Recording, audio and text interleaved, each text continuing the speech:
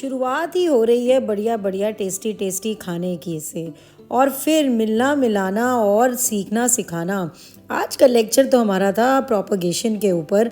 इतनी ज़्यादा इन्फॉर्मेशन और मस्ती कि सभी झूम गए बारिशों के वक्त में। ओ माय गॉड, क्या मैं बोलूँ, गाने का भी जोश चढ़ गया। हाँ भाई, बारिशें जो ठहरी, कुछ ना कुछ एंजॉयमेंट तो फ्रेंड्स करेंगे। पर अब आप लेक्चर के हाइलाइट्स देखिए। जनरली जो प्रोपोगेशन करना, कटिंग करना है, लगा देना। और हर लोग बारिश आ गई कटिंग स्टार्ट कर दो, तो एवोकाडो सीड से आप लगाओगे, उसकी लाइफ होती ही नहीं। बोगनविले का बहुत आसान तरीका है देखो ग्राफ्ट करने का, क्योंकि बड़ा आजकल फेमस है। ऐसे होती है, इसको आप लोग इनले बोलते हो, ऊपर से वो लोग इंसर्ट करते हैं। वो मैक्सिमम अडेनियम अदर कंडीशंस एक तरफ से आप काटो। प्रोपोगेशन अपने आप में बहुत वाइड वर्ल्ड है। जनरली जो प्रोपोगेशन करना, कटिंग करना है, लगा देना। और हर लोग बारिश आ गई कटिंग स्टार्ट कर दो, कटिंग लगा दो, प्रोपोगेट कर लो। इसको समझना होगा। बेसिकली हर चीज बारिश में नहीं होती और हर चीज की कटिंग नहीं लगती, और कटिंग लगने का टाइम तरीका डिफरेंट हो सकता है। जनरल कोई थंब रूल नहीं कि बारिश आ गई किसी चीज की अब कटिंग लगाओगे लग जाएगा, ऐसा नहीं है। तो हम लोग इसको एक तरह से हम लोग कैटेगराइज कर सकते हैं कि प्लांट्स कौन सा कटिंग से लगेगा। कटिंग के या प्रोपोगेशन के डिफरेंट मेथड्स हैं। बेसिकली कटिंग या प्रोपोगेशन प्लांट तीन तरीके से होता है कि प्लांट टू प्लांट यदि बनाना हो। एक तो सीधा हो गया कि आपने बीज डाला, नया प्लांट बन गया, दैट इज आल्सो प्रोपोगेशन। दूसरा, प्लांट के दो पार्ट है, एक ग्राउंड से ऊपर, एक ग्राउंड से नीचे। तो कुछ प्लांट्स ऐसे हैं जो अपर ग्राउंड बॉडी से होंगे, कुछ प्लांट्स ऐसे हैं जो लोअर ग्राउंड बॉडी से होंगे, मतलब रूट्स के साथ में होंगे। तो दो डिवीजन तो ये हो गया आपके कि अपर और लोअर। अब अपर जो पार्ट है जिसको हम लोग वेजिटेटिव प्रोपोगेशन बोलते हैं, हाँ वो सारा बताऊंगा। पहले मैं बेस बता दूं, फिर बहुत क्लियरिटी हो जाएगी। तो जो वेजिटेटिव प्रोपोगेशन है अपर बॉडीज के साथ में, उसमें बहुत वेरिएशन है। उसको थोड़ा क्लियरली आप समझ पाएंगे ना, तो आपका जो प्रोपोगेशन है वो कभी फेल नहीं होगा। कई बार होता है ना, हमने कटिंग्स लगाई, चली ही नहीं। हमने कटिंग लगाई थी, कुछ चल गई, कुछ नहीं चली। अब आपको ये समझ में नहीं आया कि जो चली वो क्यों चली है, और जो नहीं चली उसका क्या रंग क्या है। तो और दूसरा कि कब कौन सा प्लांट किस टाइम पे लगेगा, ये बहुत क्रूशियल टाइम है। अब थंब रूल, पहली चीज वेजिटेटिव प्रोपोगेशन। अब दूसरा कि timings. Maximum propagation rain season में हो सकता है, मैक्सिमम, लेकिन ऑल नहीं, सब नहीं हो सकते। मैक्सिमम हो सकता है, ऑल नहीं, पहला रूल। अब कौन सा नहीं होगा उसको मैं बता दूंगा, और जो हो सकते हैं वो कैसे हो सकते हैं, कहाँ फेलियर होते हो, इस पर आप थोड़ा ध्यान रखना।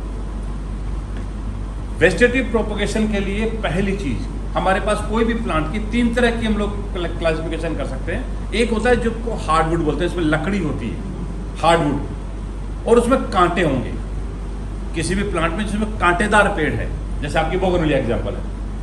दूसरा तरह का होता है जिसमें हार्डवुड होती है लेकिन हल्का सा शेपी होता है, दूध होता है, लाइक फाइकस।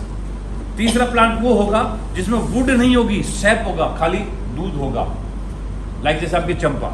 तो तीन डिफरेंट कैटेगरीज हो गई। अब तीनों का ट्रीटमेंट सेम नहीं हो सकता। तो जो हार्डवुड है, जो कांटेदार पेड़ है, वो बेस्ट टाइम है बारिश में कटिंग लगाने का।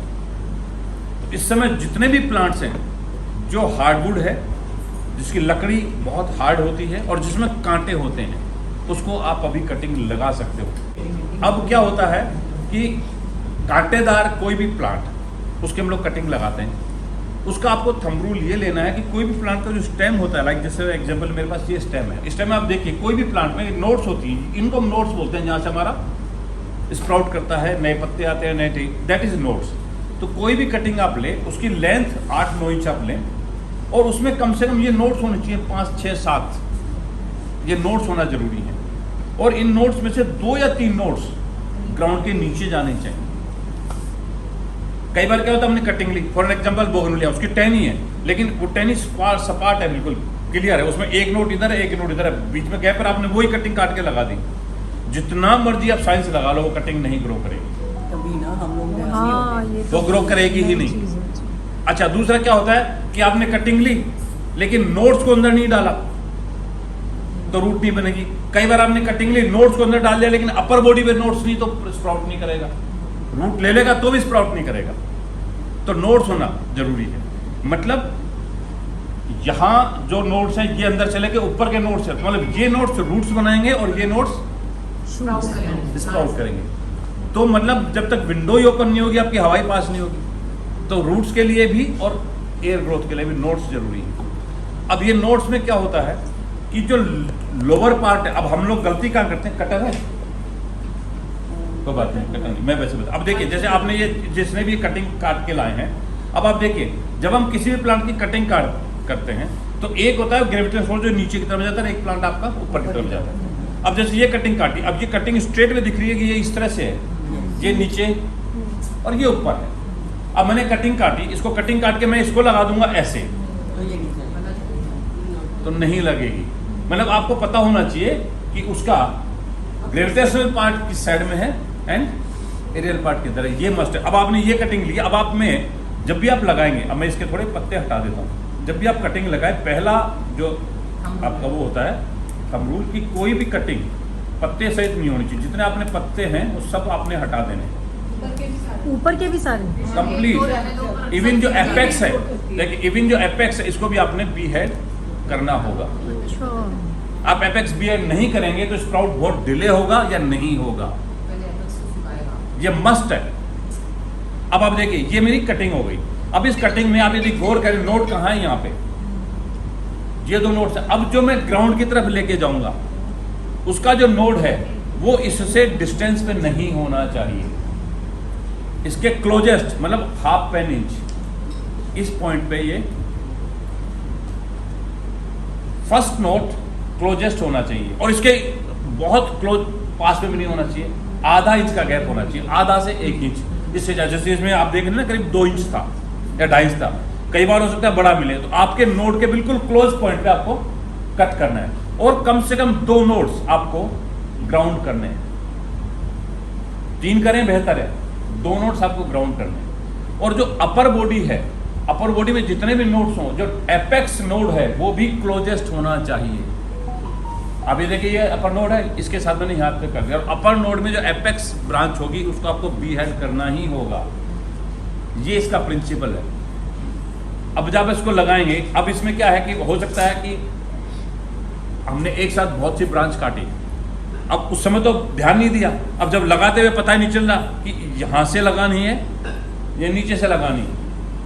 आपने एक साथ यदि बोगनविलिया लगा रहे, आपने 50 बोगनविलिया कटिंग कर ली, आपको ध्यान ही नहीं रहेगा कि लोअर पार्ट कौन सा। आप जो एक्सपर्ट्स हैं वो तो इससे पता कर लेंगे, लेकिन for a layman, for a kitchen gardener जो लर्नर्स, उनके लिए जब भी हम कटिंग करते हैं, जैसे प्लांट से हमने कटिंग, इसको कटिंग किया, कटिंग करते ही आपने क्या करना है, कटिंग किया, इसको स्ट्रेट करिए, ऊपर वाले किसी को एक एंगल कर दीजिए, मार्क कर दीजिए, और इसको अब जब आप उठाएंगे तो पता है कि ये नीचे वाला पार्ट है, ऊपर वाला पार्ट। जैसे मैंने कटिंग ली ब्रांच की, मैंने 3 फुट की ब्रांच ली, 3 फुट की ब्रांच मैंने कटिंग करी, वो ब्रांच है, उसका अपेक्स लगा हुआ।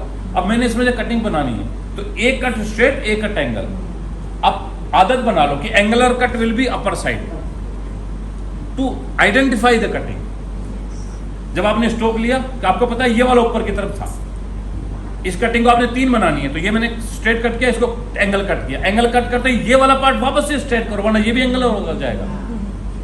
आपके हाथ में ये कटिंग है, मैंने ब्रांच से काटी, स्ट्रेट काटी, अब इसको मैंने यहाँ से काट दिया एंगल, तो ये ब्रांच मेरी बन गई। अब ये ब्रांच फिर एंगल हो गई ना इसकी नीचे की, तो इसको भी स्ट्रेट कर दो इमीडिएटली, फिर इसको एंगल काटो, तो आप एक ब्रांच में से गई, तो आपको ने मार्क कर दिया। कुछ लोग क्या करते हैं, उसके ऊपर अपर वाली बॉडी में ना यूं हल्का सा कट मार देते हैं, इधर से यूं कट मार देते हैं। जैसे आपने कभी इलेक्ट्रिशियन देखोगे ना, तार के आगे 2 कट मारता है, 1 कट मारता है, 3 कट मारता है, वो पता लगाता है कि 1 का मतलब न्यूट्रल है, 2 का मतलब सिंगल फेस है, 3 का मतलब, वो कट मारता है। इधर भी कट मारेगा 2 और दूसरे एंगल पे भी, तो ये तार कौन सा है, तो मार्किंग करें, तो वो मार्किंग आपने करनी है। जब आप ग्राउंड करेंगे, ग्राउंड पार्ट हमेशा 45 एंगल पे होना चाहिए। अब आपने इसको स्ट्रेट किया था, लेकिन अब आप जब लगाएंगे उस समय इसको 45 पे कट करो, अब फिर आप ग्राउंड में लगाओ। ये छोटी सी चीज है, लेकिन आपका जो फेलियर है ना वो इनके पीछे लग जाता है। सर फिर ऊपर वाला जो है वो हमने काटा, वो स्ट्रेट कर सकते हैं, उसको कोई फर्क नहीं पड़ता, आप स्ट्रेट करो, एंगल करो, उससे कोई मैटर नहीं है। उसको ब्लाइंड करना जरूरी है, उसको ब्लाइंड करना जरूरी है। ब्लाइंड, अब आप समझो, मैं ब्लाइंड जो बोल रहा हूँ कि जब आप कट करते हो, कट करने के बाद उसको खाली नहीं छोड़ना है, उसको आप कुछ भी ऑयलिंग कर दो, कोई भी आप उसमें आजकल बड़ा है हल्दी लगा रहे हैं, आपको कुछ नहीं मिले, आप अपना अंगूठा लो और उसको अच्छे से रगड़ दो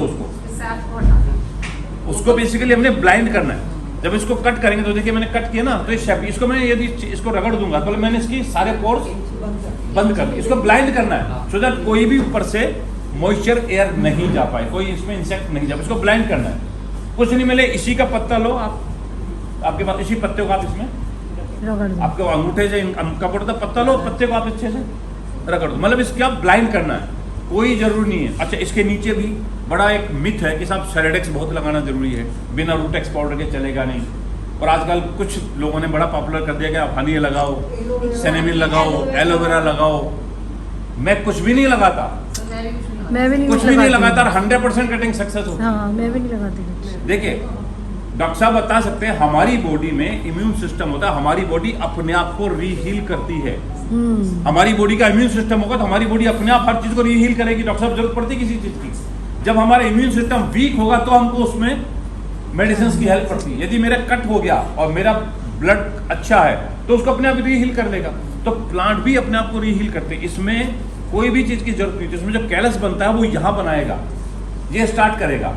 वो जो हम लोग लगाते हैं वो इसलिए लगाते हैं कि कोई भी फॉरेन अटैक नहीं आए।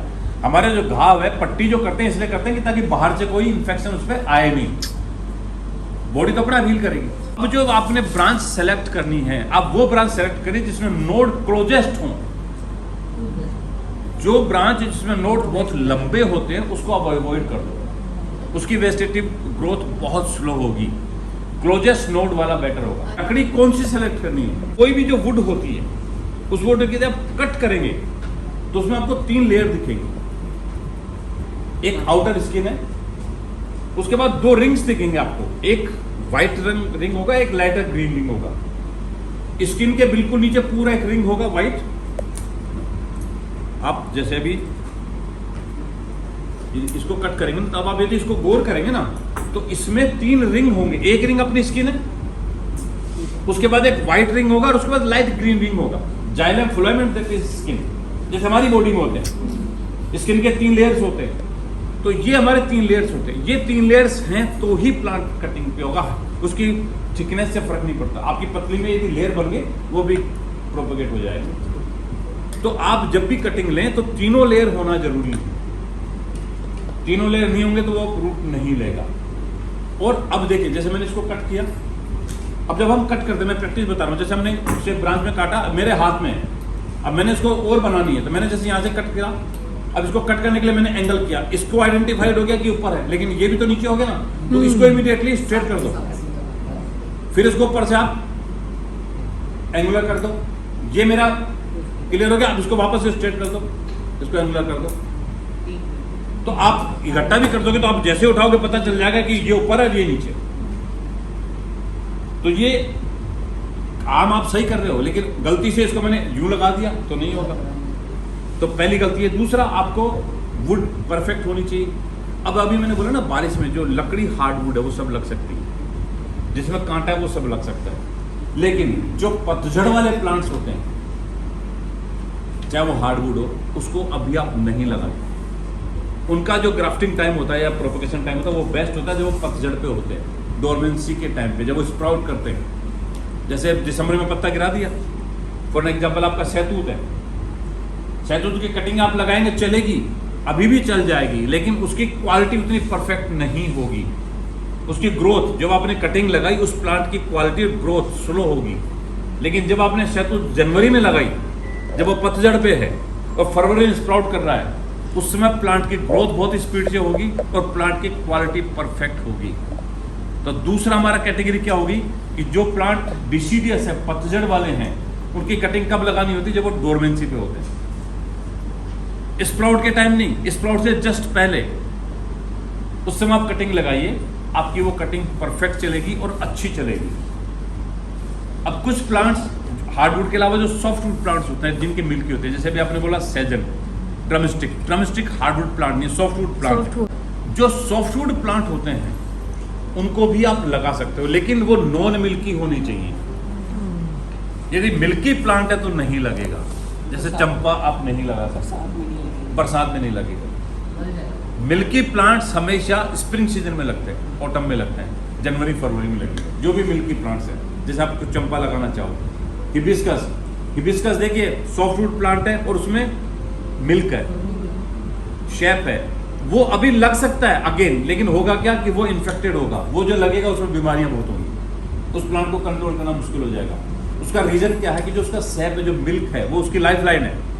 और बारिश में क्या होता है कि जैसे पानी ज्यादा गया वो डाइल्यूट हो गया, जब डाइल्यूट हो गया उसकी क्वालिटी वीक होगी, जब क्वालिटी उसकी वीक होगी वो उसने जो इम्यून सिस्टम क्रिएट करना वो नहीं कर पाएगा।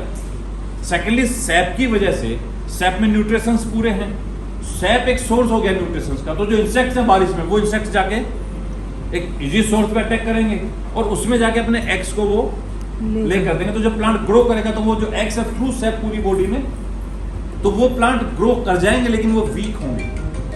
लेकिन ऑटम में, सर्दी के टाइम पे आपने यदि नोट किया होगा इस समय इंसेक्ट ज्यादा होते हैं, लेकिन जब तेज सर्दी होती है उस समय मच्छर नहीं दिखते आपको, उस समय मच्छर भी डोरमेंट होते हैं, वो एक्टिव होते नहीं है।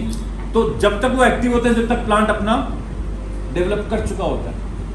जब आपने जनवरी में, मिड में या फरवरी में आपने कटिंग लगाई उस समय इंसेक्ट्स होते ही नहीं है और प्लांट डोरमेंसी पे है, आपने कटिंग लगाई, ग्रो कर गया और जब तक वो ग्रो करके तैयार हुआ इंसेक्ट्स ने अपना काम शुरू किया उससे पहले प्लांट अपना सिस्टम बना चुका है। तो अटैक ऑफ इंसेक्ट्स कम होता है, इसलिए उसको हम लोग जनवरी में लेते हैं और उसकी क्वालिटी बेटर होती है। अच्छा, अब जो इसके अलावा ये अपर बॉडी से पहला काम हो गया आपने कटिंग से लगाई। दूसरा, कुछ प्लांट्स जो नहीं होंगे, अभी जैसे इन्होंने रोज के लिए बोला, प्लांट्स की प्रॉपर्टीज क्या है। रोज की रूट कटिंग अभी लग सकती है बारिश में, जो देसी गुलाब की कटिंग अभी लगेगी, जो रूटेड प्लांट होगा वो अभी लगेगा, लेकिन उसकी ग्राफ्टिंग हमेशा हम लोग नेक्स्ट ईयर करते हैं उसके प्लांट के, फरवरी में करते हैं। लेकिन जो प्लांट हैं उनकी प्रूनिंग वो अक्टूबर में होगी, अभी नहीं होगी। लेकिन जो देसी गुलाब है, देखिए गुलाब आपके पास हाइब्रिड लगेगी, हाइब्रिड की कटिंग नहीं लगती, हाइब्रिड सर बडिंग होता है, प्रोपोगेशन होता है, वो एक अलग चैप्टर है, वो मैं इसके बाद बताऊंगा आपको। तो पहला है आपने कटिंग से प्रोपोगेट कर लिया। दूसरा जो प्लांट हमारा प्रोपोगेशन होता है अपर बॉडी से, उसमें होता है बडिंग और लेयरिंग। नॉर्मली क्या होता है, कोई भी प्लांट आपका लाइक जैसे फ्रूट ट्रीज आपके पास अच्छी क्वालिटी का आपके पास नींबू है, आप उसको प्रोपोगेट करना चाहते हैं तो नींबू का कटिंग से लगाएंगे, उसकी सक्सेस रेट कम होगी। और यदि उसकी आपने एयर लेयरिंग करी, गुट्टी बांधना जिसको बोलते हैं, प्लांट के ऊपर ही रूट डेवलप करना, तो वो सक्सेस हो जाएगा। और वो गुट्टी कैसे बांधते हैं, मैक्सिमम प्लांट्स जो फ्रूट ट्रीज हैं अदर देन मैंगो में गुट्टी सक्सेस नहीं होती।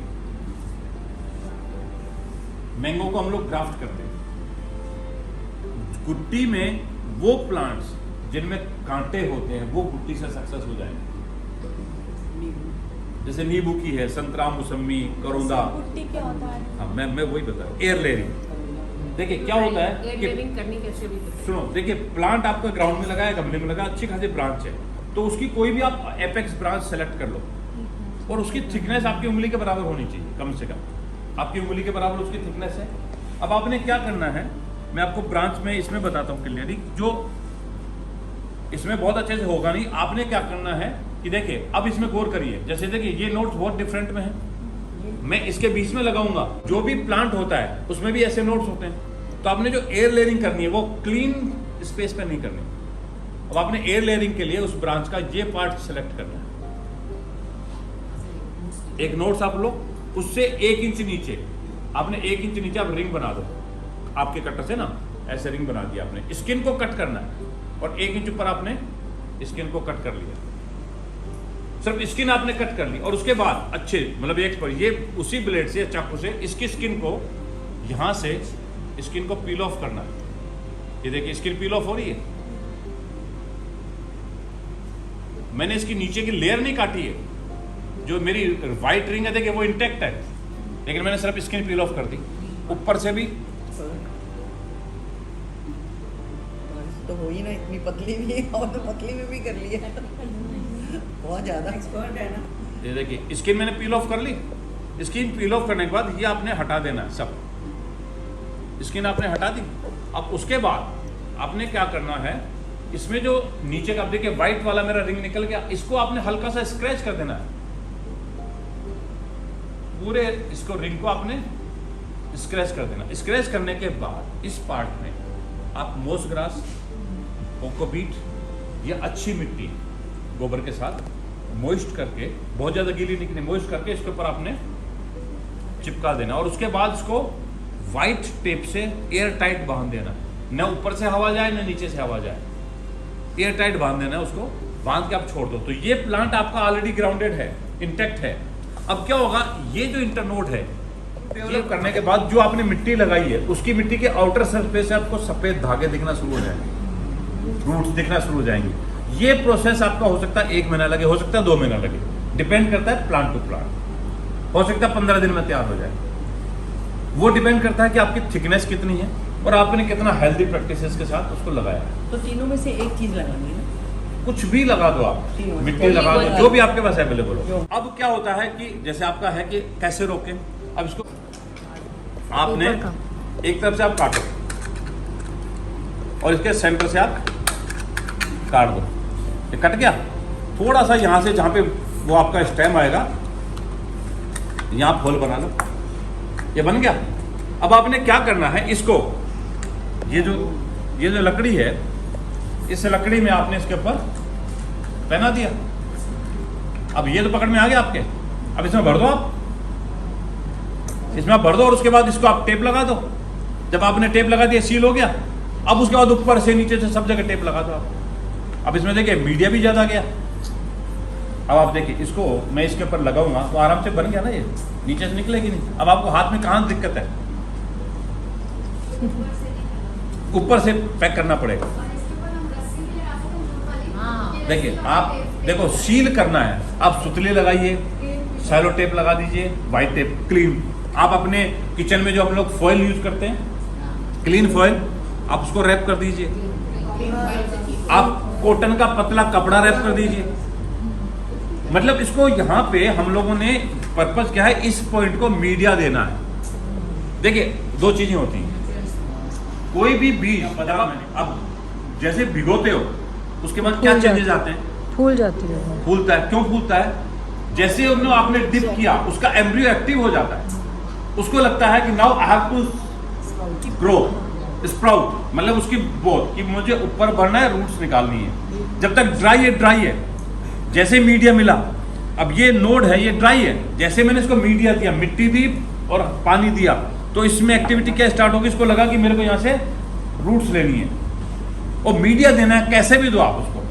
अच्छा, अब आप जैसे अभी आपने क्रीपर के लिए बोला, ये आप प्लांट पे लगा चुके, लेकिन जब आपकी क्रीपर है, ये आपकी एडेनोकलिमा है, लंबी क्रीपर है, आप इसको बांधने में आपको दिक्कत आ रही है, आप इसकी टहनी लो, नीचे झुकाओ, नीचे झुका के गमले में दबा दो, ऐसे पील ऑफ करो, आप गमले में दबाइए और गमले में दबा के यहाँ पे आप टूथपिक लगा दो। आप इसको हिलना नहीं है, सर सिर की सुई भी लगा देते हैं कुछ आप हेयर पिन लगा दो। जुड़े वाली सुई का।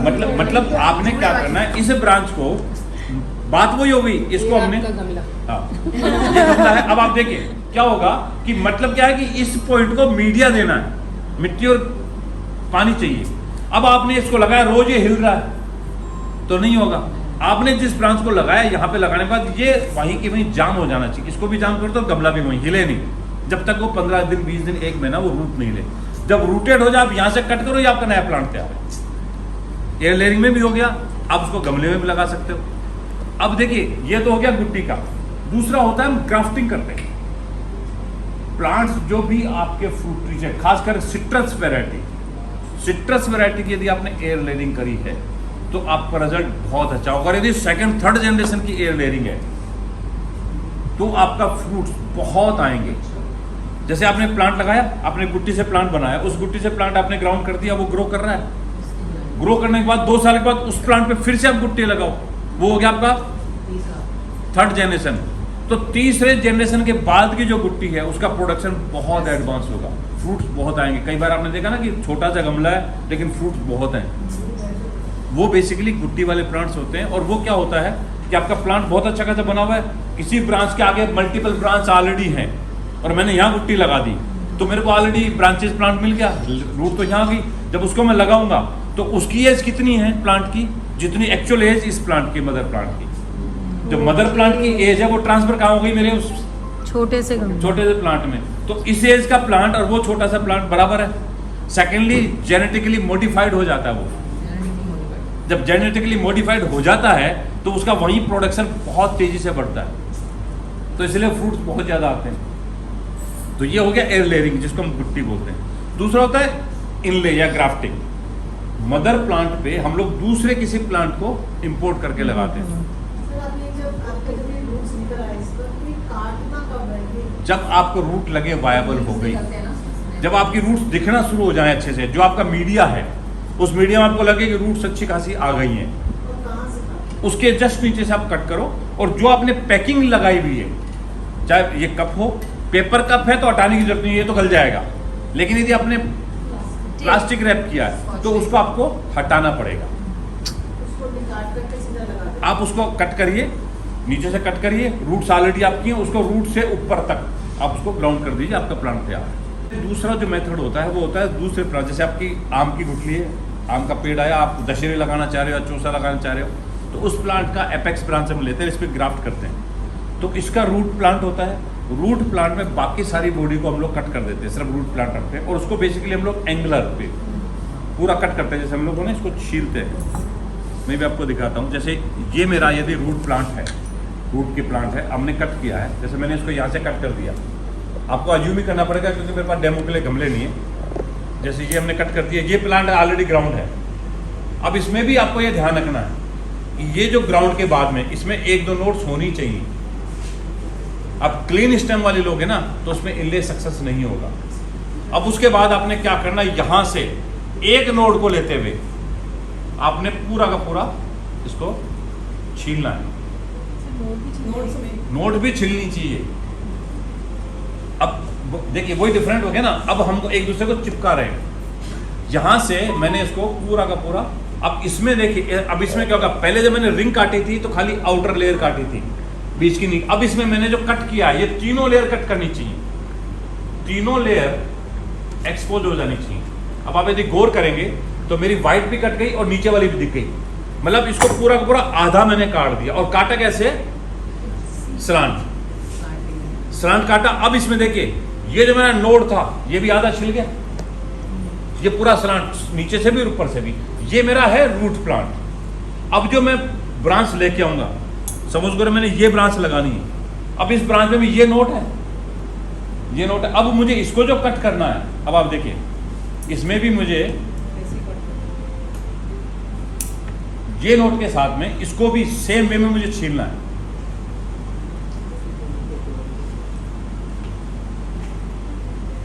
बराबर पूरा छिलना चाहिए। छिल गया। अब उसके बाद ये जो मेरे ग्राउंड में लगा हुआ है और ये ऊपर, अब इसमें मेरे को जो पैकिंग करनी है, ये नोट है, दोनों नोट के साथ नोट के साथ नोट मिला के आप इसको करिए और पूरी तरह से बांध दीजिए। डिटेल बताता हूँ ये कहाँ कहाँ काम आता है। अब ये आपने करना है। अब आप बिना नोट के करेंगे तो भी प्लांट चलेगा, सक्सेस होगा, लेकिन उसकी सक्सेस परसेंटेज हो सकता है 20%, 30% हो। दूसरा, इसमें जो क्वालिटी आएगी वो श्योरिटी नहीं है। टेक्निकली डॉक्टर साहब आप बता सकते हो, बिकॉज ये जेनेटिक कहाँ ट्रांसफर हो रहा है, यहाँ पे, तो ये दोनों मैच होना जरूरी है। ये मैच होंगे तो दोनों के जीन्स आपस में क्रॉस करेंगे। तो ये आपने किया तो मतलब आप श्योरिटी के साथ इस वैरायटी को ले सकते हो, क्योंकि उसका बेस है मेरा ये और उसकी प्रोडक्शन बॉडी है इसकी।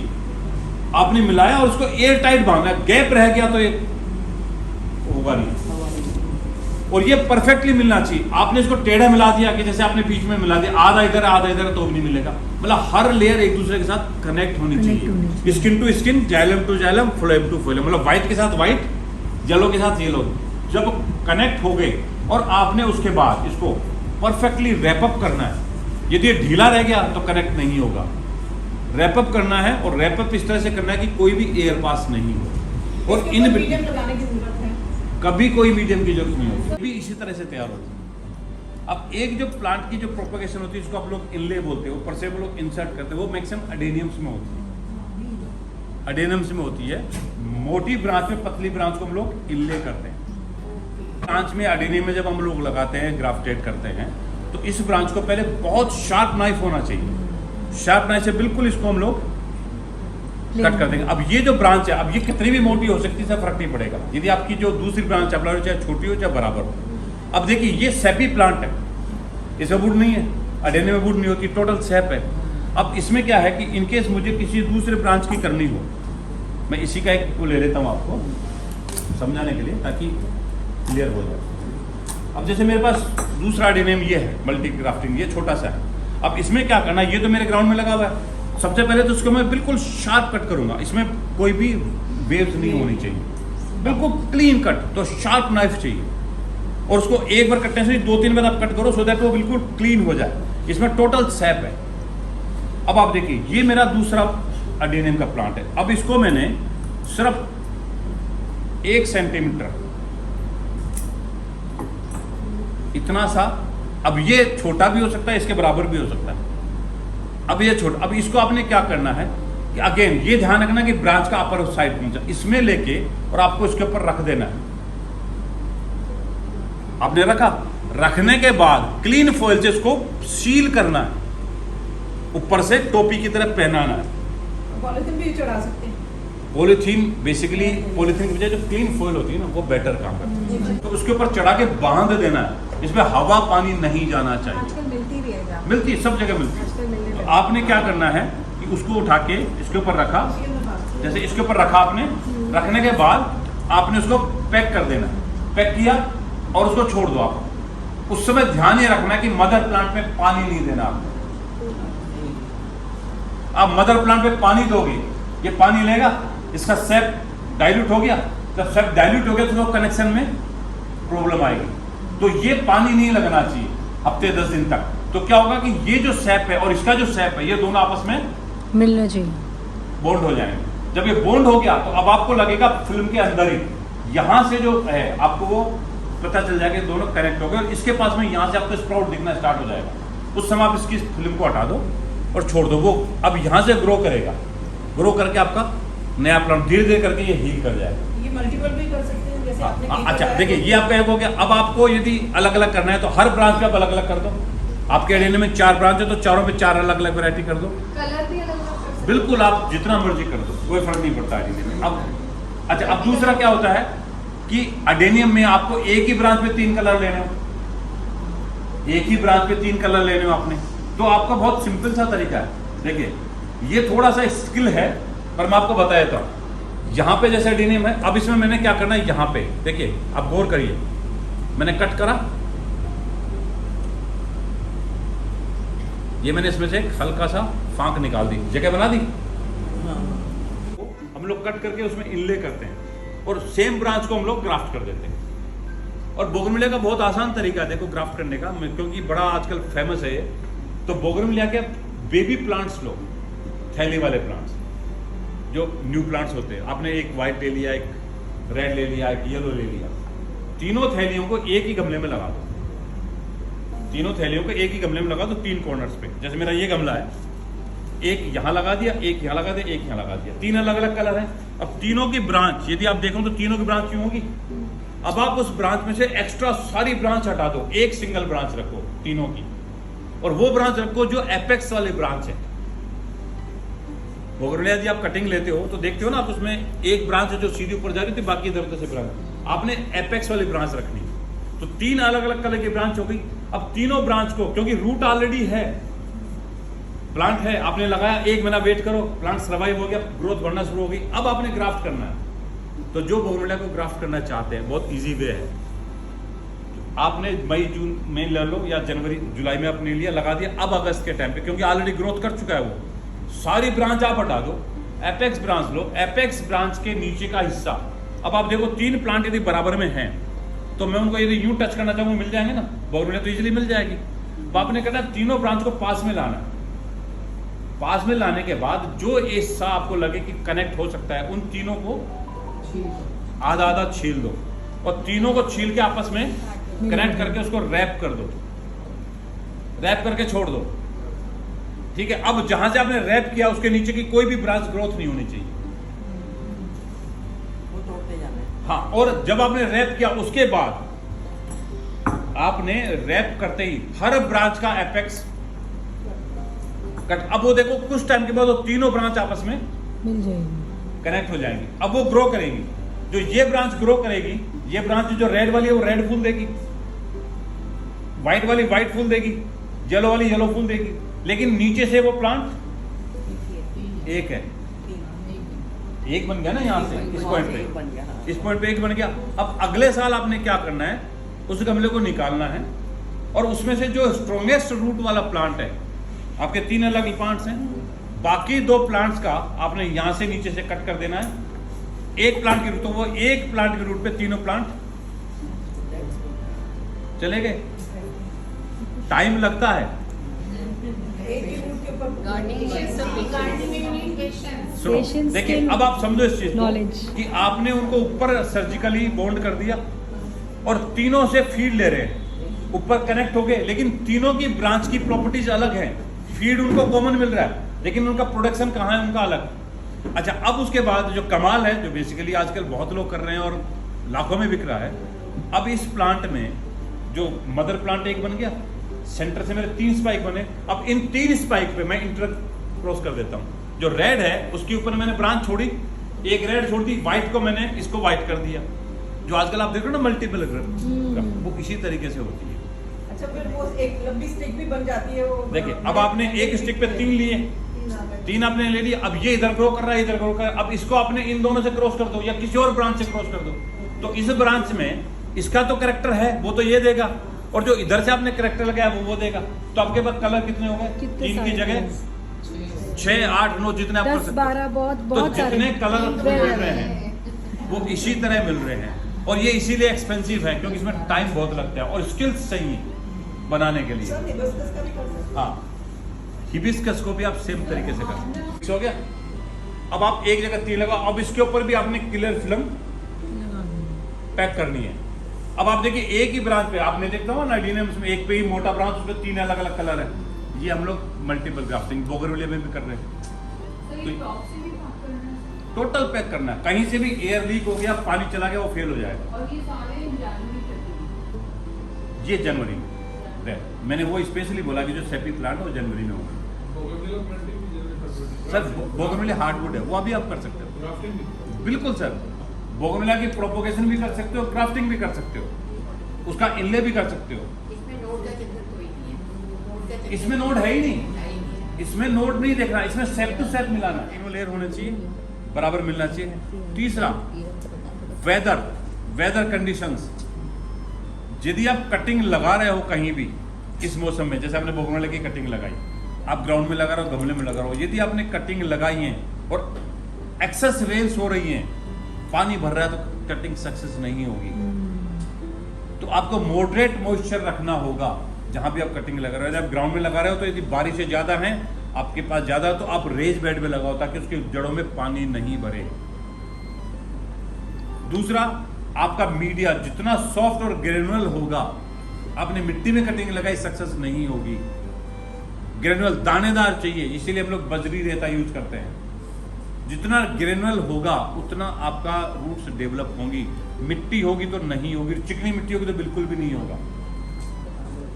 स्ट्रेट वे जब कोई भी फाइबर निकलता है, धागा निकलेगा, उसको सॉफ्ट मिलेगा तो ही आगे बढ़ेगा, और उसको आपने इमीडिएट पत्थर दे दिया तो जा कैसे पाएगा। तो सॉफ्ट मीडिया जरूरी है।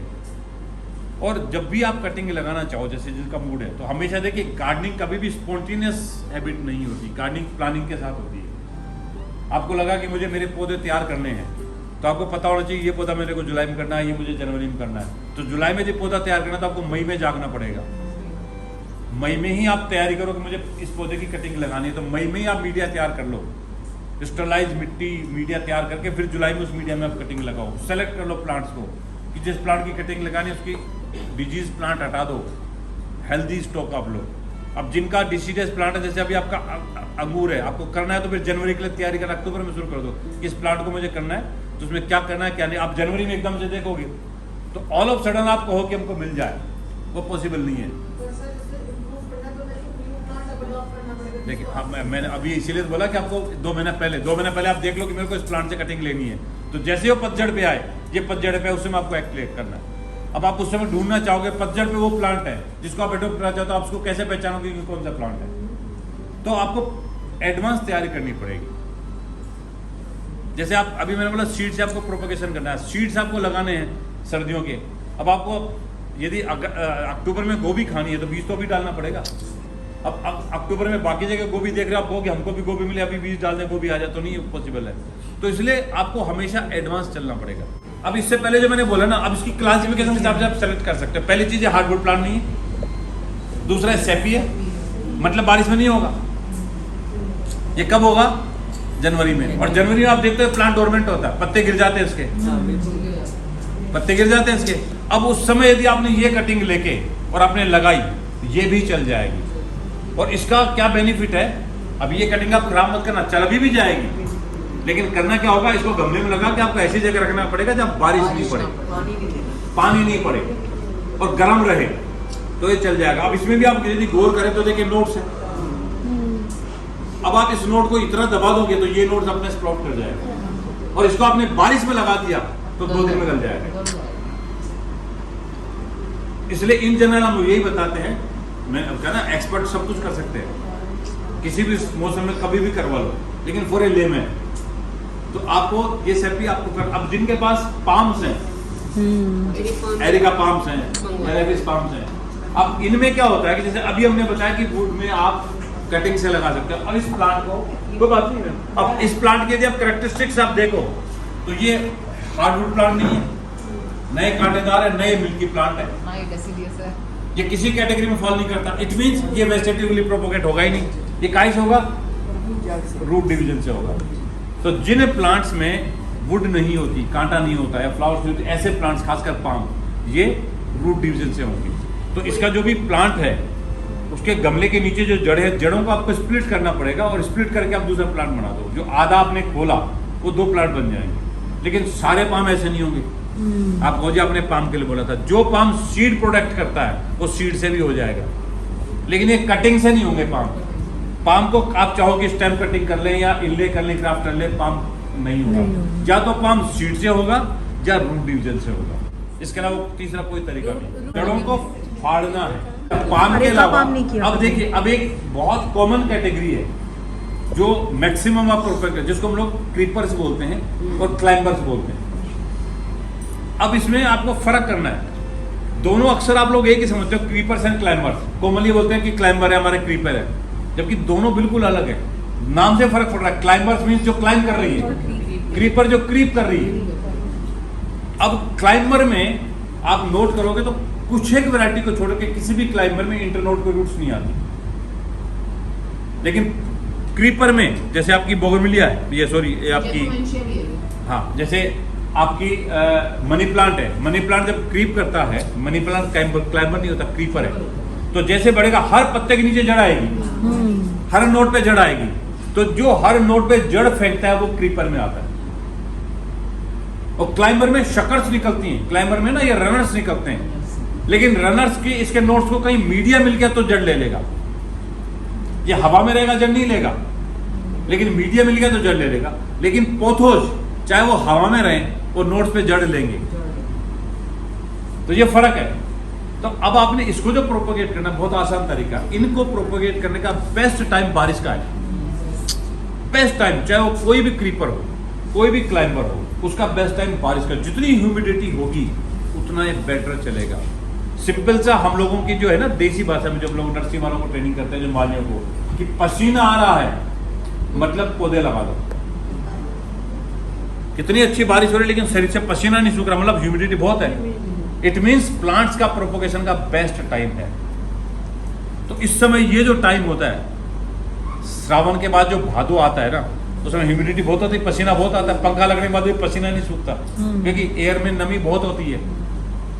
तो उस समय बेस्ट है। अब आपने क्या करना है, जो भी हमारे पोथोज हैं, जो क्रीपर्स हैं, जो इंटरनोड पे रूट्स फेंकते हैं, उनको तो आप कट करो, ग्राउंड में लगा दो, चल जाएंगे उनके। तो पत्तों को भी आप यदि कट करेंगे ना, जैसे आपका ये पत्ता है, आप इस पत्ते को भी यूं लगा दोगे, ये भी चल जाएगा। और इसका जो है, आप नॉर्मली सादा पत्ता लगाओगे तो वो चलने में हो सकता है 15 से 20 दिन का टाइम लगाए, या 1 महीना लगाए, या हो सकता है नहीं चले, गल जाए। और यदि आप छोटी सी ट्रिक अपनाओगे तो ये पत्ता 100% चलेगा। अभी आप करके देख लेना।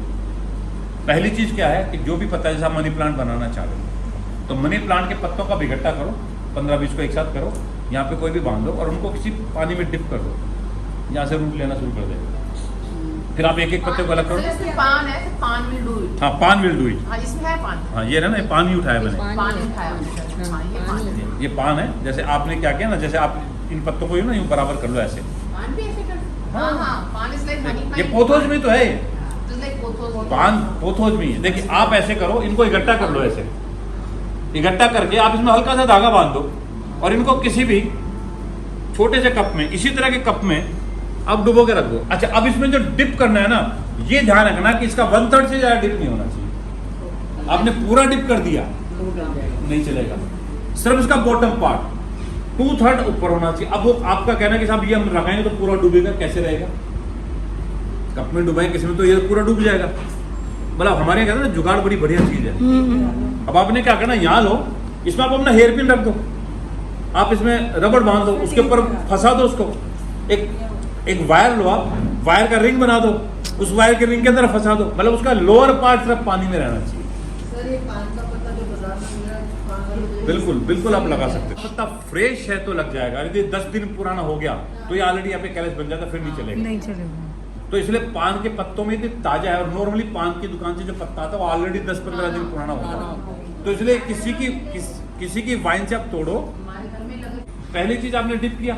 दूसरा, इसको जल्दी स्प्राउट करने के लिए कि पत्ते में जड़ जल्दी आए, शायद आज से पहले किसी ने बताया नहीं होगा आपको, या आपने कभी नोट नहीं किया होगा। यदि आप एज इट इज लगाओगे, इसका पत्ते में रूट लेने में 20 दिन लग सकते हैं, 25 दिन लग सकते हैं, 1 महीना लग सकता है। और यदि आपने इसको ऊपर से सिर्फ कट मारना है, बस इतना सा आप कर दो, ये 100% रूट लेगा। कारण एयर लेगा वहां से। नहीं, कारण मैं बता रहा हूं। देखिए, ये पत्ता कंप्लीट है, मतलब ये अपने आप में लाइफ है पूरी इसकी। जैसे मैंने इसको कट किया है, डोरमेंसी पे चला गया, इसका अपर बॉडी डीएक्टिव होगी। जब अपर बॉडी डीएक्टिव होगी तो इसमें जितना सैप है वो खत्म नहीं होगा, और नीचे से पानी है। बॉडी तो लाइफ है इसकी, लेकिन सीधी सी बात है, एनेस्थेसिया दे दिया हमने इसको, तो बॉडी एक्टिव है लेकिन ये लाइफ। और यहां से रूट लेगा, जैसे रूट लेगा फिर क्या करेगा, ये वाला पत्ता सूख जाएगा, और यहां से आपको वो 100% सक्सेस होगा। यही चीज आप मनी प्लांट में कर सकते हैं। हाँ, अच्छा, मनी प्लांट में क्या होता है कि जरूरत नहीं पड़ती, क्योंकि बहुत हार्डी प्लांट है, इसलिए वो फटाफट ग्रो कर जाता है। बट पान क्योंकि डेलिकेट था, जल्दी से नहीं होता। जो भी पोथोज डेलिकेट होती हैं उसका सिर्फ आपने कट कर देना है, आपको प्लांट चल जाएगा। पोथोज में जैसे अक्सर हम लोग क्या करते हैं, इस मौसम में लंबी लंबी वाइन्स निकलती हैं, उसको खींच के आप निकालो, हर नोट के ऊपर जड़ होती है। अब एक एक नोट को काट काट करके आप गमले में लगा, तो ऑलरेडी रूटेड होता है वो हवा में लटका हुआ तो भी रूटेड है, और रूटेड नहीं है तो भी आप नोट को दबा दो, वो रूट ले लेगा। सिंपल सा तरीका पोथोज का। लेकिन जो क्रीपर्स हैं, क्रीपर्स में अब आपको ध्यान रखना है कि क्रीपर्स में फ्लावरिंग टाइम जो होता है वो बड़ा क्रूशियल होता है। तो जब भी आप उसकी कटिंग लगाओ, या तो बारिश में लगाओ, बारिश में आप लगाओगे सक्सेस होगी, या आफ्टर फ्लावरिंग। आफ्टर फ्लावरिंग चाहे कोई भी मौसम हो, आप यदि क्रीपर को लगाते हो, एयर रेनिंग करते हो, ग्राफ्टिंग करते हो, या उसको कटिंग लगाते हो, चल जाएगा। अब समझने वाली बात है। अब देखिए, अब जैसे आपका क्लोरोडेंड्रॉन आपके लगी हुई, आपके मोस्ट कॉमन क्रीपर कौन सी आपके पास जो फ्लावरिंग है, मैं उसी का एग्जांपल देता हूं। जैकोबेंचिया क्लोरोडेंड्रॉन। जैकोबेंचिया फ्लावरिंग पे कब आती है? अभी आएगा आफ्टर मॉनसून। देखिए, अक्टूबर में जैकोबेंचिया फ्लावरिंग पे आएगी। मैंने अभी क्या बोला, फ्लावरिंग के बाद। और जैकोबेंचिया पे ऑफ कब होगी? दिसंबर में। दिसंबर तक जैकोबेंचिया खत्म हो जाएगी। फिर मौसम कौन सा आ रहा है? जनवरी का। आप जनवरी में उसकी कटिंग लगा, जनवरी में उसको आप डेयरिंग कर दो, चल जाएगा। मौसम में बड़े आराम से लग जाता है, बहुत आराम से लग जाएगा। इस मौसम में लगाओ, लग जाएगा। देखिए, मैंने भी क्या बोला, इस मौसम में तो सब कुछ लग जाएगा। केमिकल भी है ना। हाँ, अच्छा, अदरवाइज आप फ्लावरिंग के बाद लगाओ। तो अपराजिता। क्लाइंबर्स को लगाने के लिए कौन सा टाइम हो गया? 2 बार हो गया। या तो आप रेन सीजन में लगाओ, या आफ्टर फ्लावरिंग आप लगाओ। और आफ्टर फ्लावरिंग लगाने का बेटर टाइम होता है। अब जैसे मैंने थोड़ी देर पहले बोला ना कि आपको अच्छा रिजल्ट देना है, अभी आप लगाओगे उसकी क्वालिटी उतनी परफेक्ट नहीं होगी। फ्लावरिंग के बाद, अब मैं टेक्निकली समझाया था उसको, ऐसा क्यों होता है। इस समय क्या है, प्लांट में मॉइस्चर बहुत होती है, प्लांट की वेजिटेटिव ग्रोथ ज्यादा होती है, रूट ले लेगा, प्लांट ग्रो करेगा। लेकिन उसका जेनेटिकली जो एडवांस स्टेज है वो उसको नॉर्मल वे में मिलेगी, 1 साल में, 2 साल में, या 3 साल में। लेकिन फ्लावरिंग स्टेज के बाद जब कोई भी प्लांट फ्लावरिंग पे होता है उस समय बेस्ट एनर्जी पे होता है। कोई भी प्लांट जब फ्लावरिंग पे होता है वो बेस्ट एनर्जी पे है, और बेस्ट एनर्जी की इमीडिएट बाद प्लांट डोरमेंसी पे जाता है, अपने आप को हील करता है। उस समय आपने कटिंग लगाई, मीन्स आपने कटिंग कब लगाई? जब वो अपनी रेस्टिंग टाइम पे है। जब रेस्टिंग टाइम पे है, जैसे ही वो अवेक होगा वो कंप्लीट एनर्जीज को जो उसने स्टोर की में वापस से रिफ्लेक्ट करेगा। तो स्पीड कहाँ तेज हुई प्लांट की? तो फ्लावर्स बेटर किस में आएंगे? जब अपने उसके बाद लगाइए। बेटर तरीके से लेने के लिए कि ज्यादा अच्छा रिजल्ट आए, कटिंग के बजाय लेयरिंग करो। जैसे ये आपकी क्रीपर है, ये ग्राउंड में लगी हुई, आप इस क्रीपर को दबा दो मिट्टी में और फिर उसके बाद आप कट करो, वो ज्यादा बेहतर तरीका होगा। इसको आप लटकती है जगह, कहीं भी आप गमला रख दो, आपकी बालकोनी में जा रही है, कहीं और जा रही है, वहां गमला फिक्स कर दो और गमले में दबा दो, 3 4 5 ब्रांच दबा दो और हर ब्रांच को रूट के बाद अलग करके अलग लगा दो, तो वो ज्यादा एडवांस तरीका होगा उसको करने का है। हाँ, फिर उसके बाद मर जाता है। मैंने भी आपसे क्या बोला कि आपको एक्टिविटाइज कर। पहली बात तो एवोकाडो सीड से आप लगाओगे उसकी लाइफ होती ही नहीं है। एवोकाडो कहीं भी सीड से नहीं लगता। कोई भी यदि सीड है तो वो जर्मिनेट होगा ही होगा, वो सिर्फ यूट्यूब पे लगता है। देखिए प्लांट जो है ना, सीड कोई भी हो, सीड की नेचर है, उसमें एम्ब्रियो होगा, वो ग्रो करेगा, लेकिन वो फर्दर डेवलप होगा या नहीं होगा। तो एवोकाडो जब भी लगता है वो हमेशा वेजिटेटिव ग्रोथ ही होती है। एवोकाडो की कटिंग सी लगती है और एवोकाडो की कटिंग सिर्फ ट्रॉपिकल जोन में लगती है। जितना मर्जी कर लो आप, यूट्यूब वाले आपको दिल्ली वाला कोई यूट्यूबर दिखा देगा कि मैंने डाला और अगले साल देखो मेरा एवोकाडो एप्पल लग रहा है, मेरे घर में लग रहा है। मेरी बात सुनो, एप्पल लग रहा है, मेरे घर में लग रहा है, फ्रूट्स आ रहे हैं, मेरे अपने घर में आ रहे हैं। और इस साल हमने एप्पल्स के अलावा हमने 4 वैरायटी नाशपाती भी लगाई है। मैंने वीडियो डाला, इन्होंने अपने हाथ से लगाया। देखी थी। और लास्ट ईयर मैंने एप्पल लगाया, एप्पल खाए हम लोगों ने। अब वो क्या है एप्पल, अब एप्पल शिमला गए वहां से एप्पल लेके आए, वो नहीं लगेगा। हाँ। तो यहाँ की एप्पल है वो HN99 वैरायटी है, वो एडवर्टाइज की गई है, जेनेटिकली मॉडिफाइड की गई है प्लेन्स के लिए। गमले में लगाओगे कोई भी फ्रूट ट्री बहुत अच्छा नहीं चलेगा, और एप्पल तो बिल्कुल भी नहीं चलेगा। कॉमन मैन नहीं हो सकता ना, तो मैं उसी बात के लिए आपको बता रहा। और जैसे गुलदाउदी के लिए मेरी तो मई जून तक लास्ट ईयर भी थी और रहेंगी, तो इसलिए स्किल्स अलग हैं। स्किल्स में तो हालत ये होती है कि लास्ट टाइम किसी के चैलेंज के ऊपर कि सब धनिया गर्मी में हो ही नहीं सकता और सर्दी में पुदीना नहीं हो सकता, किसी ने चैलेंज किया था। वो लास्ट ईयर मैंने पूरा वीडियो डाला था, मई जून में मैंने धनिया खिलाया फार्म से और दिसंबर में मैंने पुदीना खिलाया। मैं क्या आप देख लो, तो इम्पॉसिबल कोई वर्ड है ही नहीं। इम्पॉसिबल में से आई एम को कर दो, आई एम पॉसिबल हो जाता है। आप एक्सपर्ट बनो तो सब कुछ कर सकते हो आप। और शायद याद होगा ट्रे में हमने ब्रिंजिल्स उगाए थे, जो हमारी बॉटम ट्रे आती है ना, प्लेट, आधा इंच में मिट्टी नहीं, उसमें आधा इंच मिट्टी, और उसमें मैंने ब्रिंजिल उगा के बैंगन खिलाए हैं और फोटो डाली। आप स्किल्स डेवलप करो। जब आप स्किल्स डेवलप करोगे then you will be a skill person, and practice makes a perfect. तो आपने कहाँ गलती की उसको समझो, R&D करो, तो फिर आप धीरे धीरे करके हो जाओगे। हम आपको गाइड कर सकते हैं, स्किल नहीं दे सकते। गलती कहाँ कर रहे हो वहां हम बता सकते हैं कि आप गलती करो। वो मैंने बहुत कुछ आपको बताया कि आप गलत कहाँ हो और क्या नहीं करना चाहिए, वो समझ गया तो फिर कोई दिक्कत ही नहीं है। गार्डनिंग बहुत इजी है। गलत टाइम पे कटिंग करना, गलत टाइम पे शीड लगाना, और शीड को सही तरीके से नहीं लगाना। पान को रखना कहाँ है? अच्छा, हाँ। वो मेरा नहीं था। अच्छा, अब मैं वही ना, अब देखिए कोई भी पोथोज जिनको हम लोग पानी में रखते हैं, आप इनिशियली पहले 3 दिन उसको टोटल डार्क में रखिए। पहले 3 दिन टोटल डार्क में रखिए। आपने पान के पत्ते लिया, मनी प्लांट के पत्ते लिए, आपने पानी में डिप किया, कप में रखा या बाउल में रखा, 3 दिन तक कंप्लीट डार्क में रखिए आप। 3 दिन तक जब डार्क में होता है तो क्या है कि सिंपल सी बात है, जब लाइट होगी वो अपने एक्टिविटीज बढ़ा देगा, फोटोसिंथेसिस करना शुरू करेगा। तो फोटोसिंथेसिस करेगा मीन्स वो अपना रिसोर्सेज को एब्जॉर्ब करेगा, एक्टिव हो गया। जब अपने डार्क में करते हैं मीन्स वो स्लीपिंग मोड में चला गया।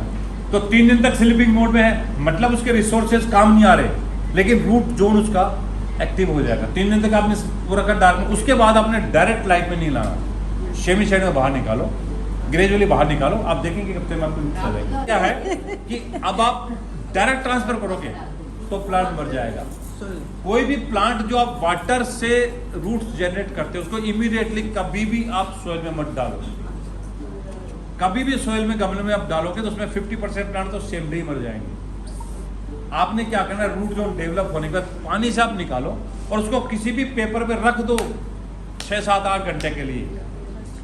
उसकी रूट्स को ड्राई होने दो। आप पौधा मरता कब है, आपने पानी से निकाला, वो जड़ें कितनी है, टोटल पानी है, उसमें मैक्सिमम 80% मॉइस्चर है। अब मॉइस्चर है मतलब वो इतना पतला है कि जड़ में जाएगा, उसको हिलेगा, ट्रांसफर होगा, टूट जाएगा। और जब आपने उसको ड्राई कर दिया, ड्राई करने के मतलब उसका एक्सेस मॉइस्चर सारा निकल गया, जो उसका जो फाइबर है वो इंटेक्ट हो गया, फिर आप उसको ग्राउंड में डालो, प्लांट नहीं मरेगा। ये गलती आप करते हैं। जहाँ पे नमी ज्यादा रहती है लेकिन गर्मी रहती है, पान सिर्फ आपका सर्दी में खत्म होगा, गर्मी में कभी खत्म नहीं होगा, बारिश में कभी खत्म नहीं होगा। पत्ते छोटे हो गए, पत्ते तो यहाँ छोटे होंगे, पत्ते तो यहाँ छोटे होंगे, तो पोटेशियम डालने पड़ेगा। चाहे जितना मर्जी डाल दो, आप उसको क्लाइमेटिक कंडीशंस नहीं दे सकते, पत्ते यहाँ साइज छोटी रहेगी। क्या है कि सर्दी आते ही जैसे ही टेम्परेचर आपका 25 डिग्री आ जाए दिन का, वो अलार्म है पान के लिए। उस समय पान को सर्दी नहीं लगनी चाहिए। अंदर आप यदि ग्राउंड में लगा रखा, अंदर कहाँ से लेके जाओगे आप? तो पहली चीज आप अंदर ले जाओगे तो भी मर जाएगा, क्योंकि अंदर उसको लाइट नहीं मिलेगी। पहली चीज यदि ग्राउंड में है या गमले में, उसको मल्च कर दो पूरा मिट्टी को।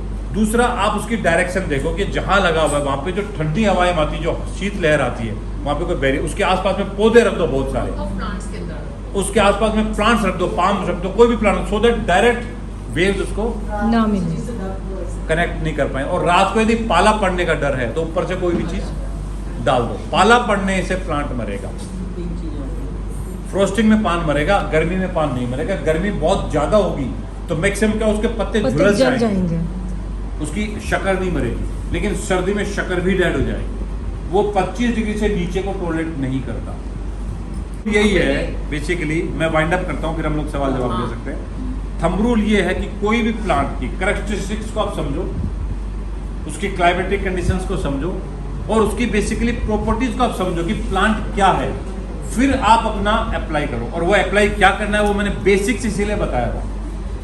आप यदि खाली ये देखो कि बोगनविले ऐसे करते हैं, नहीं समझ में आएगा। आपको ये समझना है कि बोगनविले को हम क्यों करते हैं ऐसा। तो जो प्रिंसिपल्स मैंने आपको बताया कि वुड में लगेगा या शेप का प्लांट है, डिसीडस है, एवरग्रीन है, बस ये प्रिंसिपल्स आपने ध्यान रख लिए तो फिर आप गलती नहीं करोगे।